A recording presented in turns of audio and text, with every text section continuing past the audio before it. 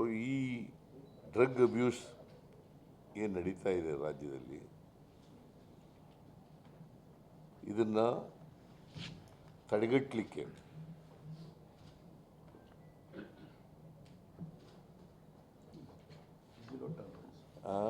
Zero tolerance ಅಸೆಂಬ್ಲಿಯಲ್ಲಿ.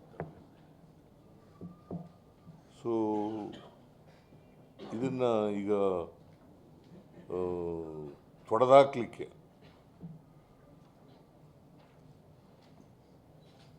ಎಲ್ಲ ಪ್ರಾಮಾಣಿಕ ಪ್ರಯತ್ನಗಳನ್ನು ಸರ್ಕಾರ ಮಾಡ್ತದೆ. ಅದಕ್ಕೋಸ್ಕರ ಈ ಎಲ್ಲ ಕ್ರಮಗಳನ್ನು ಕೂಡ ಇವತ್ತು ತಗೊಳ್ತಾ ಇದ್ದೀವಿ. ನೀವೇನಾದ್ರು ಸಲಹೆಗಳು ಕೊಟ್ಟರೆ ಆ ಸಲಹೆಗಳನ್ನು ಕೂಡ ಗಂಭೀರವಾಗಿ ಪರಿಗಣಿಸ್ತೀವಿ.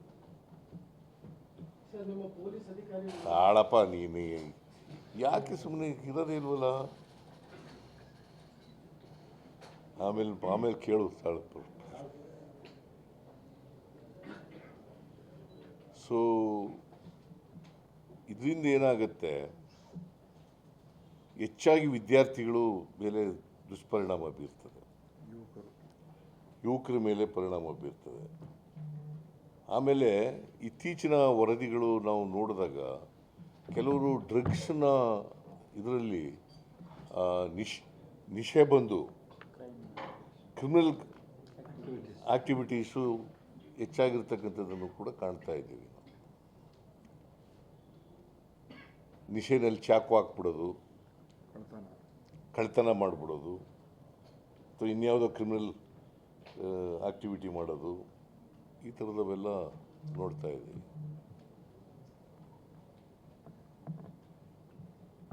ಸೊ ಅದಕ್ಕೆ ಟಾಸ್ಕ್ ಫೋರ್ಸ್ನ ಹೋಮ್ ಮಿನಿಸ್ಟರ್ನೇ ಮಾಡಿದ್ದೀವಿ. ಹೋಮ್ ಮಿನಿಸ್ಟ್ರು ಆಗಿಂದಾಗಿ ಸಭೆ ಮಾಡಿ, ಮೇಲಿನ ಮೇಲೆ ಸಭೆ ಮಾಡಿ ಇದಕ್ಕೆಲ್ಲ ಅದಕ್ಕೆ ಹೆಲ್ತ್ ಮಿನಿಸ್ಟ್ರು ಓಪಿಯಾಯ್ಡ್ಸ್ ಎಲ್ಲ ಮಾರಾಟ ಆಗುತ್ತಲ್ಲ, ಯಾವ ಥರ ಈಗ ಪ್ರಿಸ್ಕ್ರಿಪ್ಷನ್ ಬಿಟ್ಟೇನೆ 90% ಮೆಡಿಕಲ್ ಶಾಪ್ಗಳಲ್ಲಿ ಕೆಮ್ಮಿನ ಔಷಧಿ. ಈಗ ತಮ್ಗೆ ಗೊತ್ತಿರ್ಬೋದು, ಹೋದ ತಿಂಗಳು ನಾನು ಡ್ರೈವ್ ಮಾಡಿ 25 ಮೆಡಿಕಲ್ ಶಾಪ್ಸ್ನ ನಾವು ಲೈಸೆನ್ಸ್ ರದ್ದು ಮಾಡಿದ್ರು. ಈ ಥರ ಅನಧಿಕೃತವಾಗಿ ಮಾರಾಟ ಮಾಡ್ತಾ ಇದ್ರು. ಈಗ the task force will look into all these things. ಅಲ್ಲಿ ಅದಕ್ಕೆ ಹೆಲ್ತ್ ಮಿನಿಸ್ಟ್ರು ಇರ್ತಾರೆ, ಹೆಲ್ತ್ ಸೆಕ್ರೆಟರಿನೂ ಇರ್ತಾರೆ. ಇವೆಲ್ಲ ಮಾರಾಟ ಮಾಡ್ತಾರಲ್ಲ ಅವ್ರ ಮೇಲೆ ಏನೇನು ಕ್ರಮ ತಗೋಬೇಕು ಅನ್ನೋದೆಲ್ಲ ಕಾಲೇಜಿನ ಮುಖ್ಯಸ್ಥರಿಗೆ ಒಂದು ಸೂಚನೆ ಕೊಡ್ಬೋದು ಸರ್. ಇದ್ರ ಬಗ್ಗೆ ಒಂದು ಅಲ್ಲಿ ಎಚ್ಚರಿಕೆ ಜಾಗೃತಿ ಮೂಡಿಸಿ ಅಂತ ಎಲ್ಲ ಕಾಲೇಜು ಮುಖ್ಯಸ್ಥರುಗಳಿಗೆ ಅವೇರ್ನೆಸ್ ಅಂತ ಹೇಳಿದ್ರು. ಅದಕ್ಕೆ ಅವೇರ್ನೆಸ್ ಮಾಡಿ ಕಾಲೇಜ್ ಅವ್ರನ್ನ ಇನ್ವಾಲ್ವ್ ಮಾಡ್ಕೊಂಡಿದ್ರು ಚೆನ್ನಾಗಿ. ಎಜುಕೇಷನ್ ಡಿಪಾರ್ಟ್ಮೆಂಟ್ ಇನ್ವಾಲ್ವ್ ಮಾಡಿ, ಎಜುಕೇಷನ್ ಡಿಪಾರ್ಟ್ಮೆಂಟ್ ಇರ್ತದಲ್ಲಪ್ಪ. ನಿನ್ನ ಸಲಹೆ ಸರಿಯಾಗಿದೆ, ಬಟ್ ದೊಡ್ಡ ಈ ಕಮಿಟಿ ಮಾಡ್ಕೊಂಡು ಕೂತ್ಕೊಳ್ಳೋಕ್ಕಾಗಲ್ಲ, ಏನೂ ಆಗೋದಿಲ್ಲ ಅದರಿಂದ. ಅದಕ್ಕೆ ಉನ್ನತ ಶಿಕ್ಷಣ ಇಲಾಖೆ ಇರ್ತಾರೆ, ಉನ್ನತ ಇಲಾಖೆ ಸೆಕ್ರೆಟರಿ ಇರ್ತಾರೆ, ಪ್ರಿನ್ಸಿಪಲ್ಸ್ ಅವರ ಮಿನಿಸ್ಟ್ರಿ ಇರ್ತಾರೆ, ಪ್ರೈಮರಿ ಎಜುಕೇಷನ್ ಮಿನಿಸ್ಟ್ರಿ ಇರ್ತಾರೆ, ಸೆಕ್ರೆಟರಿ ಇರ್ತಾರೆ. ಅವ್ರದ್ದೆಲ್ಲ ಅದಕ್ಕೆಲ್ಲ ಮಾಡ್ತಕ್ಕಂಥ ಕೆಲಸ ಮಾಡ್ತೀವಿ. ಸೊ ಇದ್ರ ಬಗ್ಗೆ ಏನಾದ್ರು ಪ್ರಶ್ನೆ ಕೇಳಾಗಿದ್ರೆ ಕೇಳಿ, ಅಥವಾ ನೀವೇನಾದ್ರು ಸಲಹೆ ಕೊಡಾಗಿದ್ರೆ ಕೊಡಿ. ಫಸ್ಟ್ ಆಫ್ ಆಲ್ ಈ ರೀತಿ ಒಂದು ಟಾಸ್ಕ್ ಫೋರ್ಸ್ ಮಾಡೋದಕ್ಕೆ ನೀವು ಚಿಂತನೆ ಮಾಡಿದ್ದೆ, ಅದು ಪ್ರಶಂಸನಾರ್ಹ.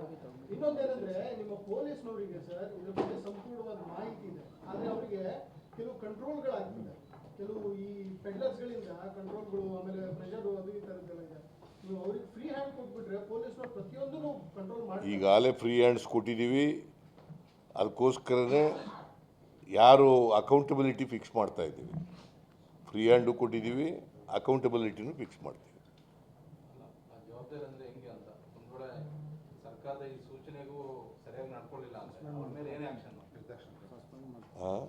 ಕ್ರಮ ಏನು ಅಂತ ಏನೇನು ಸಿಸ್ಟಮ್ ಕ್ರಮ ತಗೊಳ್ಳಿಕ್ಕೆ ಅವಕಾಶ ಇದೆ ಎಲ್ಲ ಅವಕಾಶಗಳು ತಗೋತೀವಿ. ಸಸ್ಪೆಂಡ್ ಮಾಡೋದ್ರಿಂದ ಹಿಡಿದು ಡಿಸ್ಮಿಸ್ ಮಾಡೋದ್ರಿಂದ ಹಿಡಿದು ಎಲ್ಲ ಕ್ರಮಗಳನ್ನು ತಗೋತೀವಿ.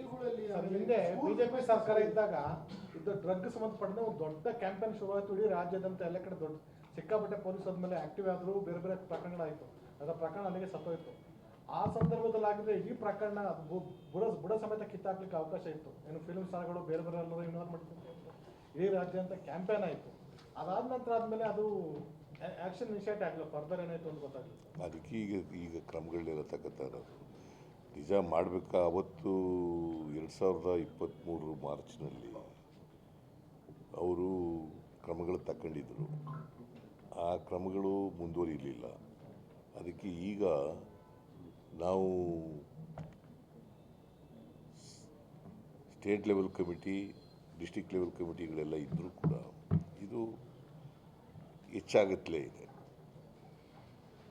ಅವ್ರ ಕಾಲದಲ್ಲಿ ನಿಲ್ಲಿಸ್ಬಿಟ್ಟಿದ್ರು ಅಂತಲ್ಲ, ಅಲ್ಲ, ಪೊಲಿಟಿಕಲ್ ಪ್ರೆಸರ್ ಕಾರಣಕ್ಕೋಸ್ಕರ ಅಟೆಂಡೆನ್ಸ್ ಸ್ಟಾಪ್ ಆಗಿತ್ತು ಅಂತ ಒಂದು ಆರೋಪ ಇತ್ತು ಸರ್. ಇಲ್ಲೇ ನಾವು ನಿಲ್ಲಿಸೇ ಇಲ್ಲ, ಅದನ್ನು ಮಾಡುತ್ತಲೇ ಇದ್ದೀವಿ. ಬಟ್ ಆದರೂ ಈಗ ಏನಾಗುತ್ತೆ, ನಾವು ಚಾಪೆ ಕೆಳಗಡೆ ನುಗ್ಗಿದ್ರೆ ಅವರು ರಂಗೋಲಿ ಕೆಳಗಡೆನೆ ನುಗ್ಗಕ್ಕೆ ಶುರು ಮಾಡ್ತಾರೆ. ಈಗ ಈ ಥರದ ಇದ್ದಾವಲ್ಲ, ಇವೆಲ್ಲ ಪತ್ತೆ ಹಚ್ಚಿ ಈಗ ಅದಕ್ಕೆ ಕಾನೂನುಗಳನ್ನು ಸ್ಟ್ರೆಂಥನ್ ಮಾಡ್ತಕ್ಕಂಥದ್ದು, ಟಾಸ್ಕ್ ಫೋರ್ಸ್ ಮಾಡ್ತಕ್ಕಂಥದ್ದು ಅಧಿಕಾರಿಗಳ ಮಟ್ಟದಲ್ಲಿ ಇತ್ತು. ಈಗ ಮಿನಿಸ್ಟ್ರಿ ಲೆವೆಲಲ್ಲೇ ಟಾಸ್ಕ್ ಫೋರ್ಸ್ ಮಾಡ್ತಾಯಿದ್ದೀವಿ, ಮಿನಿಸ್ಟರ್ ಅಧ್ಯಕ್ಷತೆಯಲ್ಲಿ ಟಾಸ್ಕ್ ಫೋರ್ಸ್ ಮಾಡ್ತಾಯಿದ್ದೀವಿ. ಸೊ ಒಟ್ಟಾರೆಯಾಗಿ ಇದು ನಾನು ಇಲ್ಲ ಅಂತ ಹೇಳಕ್ಕೆ ಹೋಗೋದಿಲ್ಲ, ಇದೆ. ಅದಕ್ಕೋಸ್ಕರನೇ ಕಂಟ್ರೋಲ್ ಮಾಡಬೇಕು, ಅದಕ್ಕೋಸ್ಕರನೇ ಎರಾಡಿಕೇಟ್ ಮಾಡಲಿಕ್ಕೆ ಪ್ರಯತ್ನ ಮಾಡಬೇಕು.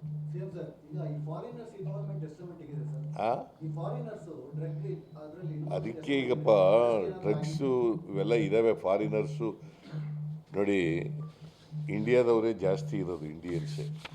ನಿಮಗೆ ನೋಡಿ ಹೇಳ್ತೀನಿ ಅಂತಂದರೆ 2021ರಲ್ಲಿ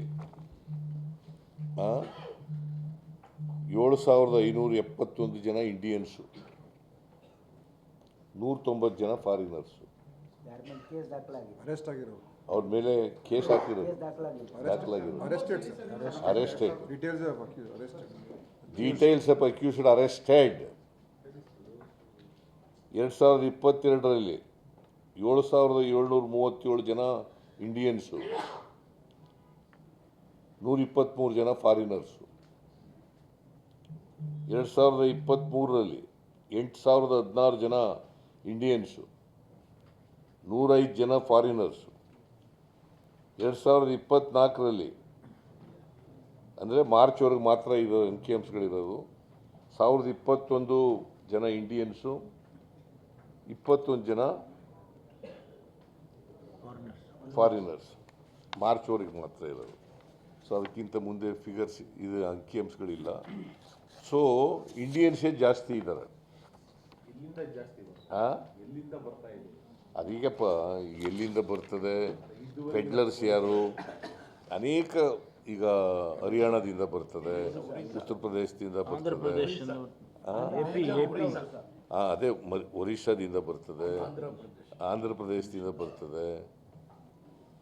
ಈಗೆಲ್ಲ ಹೆಚ್ಚಾಗಿ ಒರಿಸ್ಸಾ, ಆಂಧ್ರ ಈ ಕಡೆಗಳಲ್ಲಿ, ಉತ್ತರ ಪ್ರದೇಶದಲ್ಲಿ ಎಲ್ಲ ಈಗ ಕಡೆ ಬರ್ತದೆ. ಸೊ ಇದನ್ನು ನಿಲ್ಲಿಸಬೇಕು. ಯುವ ಸಮೂಹ ಹಾಳಾಗ್ತಾ ಇದೆ. ಇದು ಒಂದು ಸಮಾಜಕ್ಕೆ ಕಂಟಕ. ಇದನ್ನು ಮೊದಲು ಕಡಿಮೆ ಮಾಡಬೇಕು, ಆಮೇಲೆ ಸಂಪೂರ್ಣ ನಿಲ್ಲಿಸಬೇಕು. ಇದು ಮಾಡಲಿಕ್ಕೆ ಎಲ್ಲ ಪ್ರಾಮಾಣಿಕ ಪ್ರಯತ್ನವನ್ನು ಮಾಡ್ತೀವಿ ನಾವು. ಇದ್ರ ಬಗ್ಗೆ ಯಾರೂ ಕೂಡ ಸಂಶಯ ಇಟ್ಕೋಬೇಕಾದಂಥ ಅಗತ್ಯ ಇಲ್ಲ. ಸೊ ನಾನು ಅನೇಕ ಸಾರಿ ಪೊಲೀಸ್ನವರ ಮೀಟಿಂಗ್ಗಳಲ್ಲಿ ಹೇಳಿದ್ದೀನಿ, ಪರಮೇಶ್ವರ್ ಅವರು ಕೂಡ ಹೇಳಿದ್ದಾರೆ, ಹಿಂದೇನೂ ಹೇಳಿದ್ದಾರೆ, ಈಗಲೂ ಹೇಳಿದ್ದೀವಿ. ಬಟ್ ಆದರೂ ಕೂಡ ಅದು ಇನ್ನೂ ಹೆಚ್ಚಾಗುತ್ತಲೇ ಇದೆ ಅಂತಕ್ಕಂಥದ್ದು ಭಾಳ ಕಳವಳಕಾರಿಯಾದಂಥ ವಿಚಾರ. ಇದು ಒಂದು ಸಾಮಾಜಿಕ ರೋಗ ಆದ್ರಿಂದ, ಪಿಡುಗಾದ್ರಿಂದ ಇದನ್ನು ಕಡಿಮೆ ಮಾಡ್ತಕ್ಕಂಥ ಪ್ರಯತ್ನವನ್ನು ಮಾಡ್ತಾಯಿದೆ. ಸೊ ಇನ್ನೊಂದು ಎರಡನೇ ವಿಚಾರ ಹೇಳಲ್ಲ.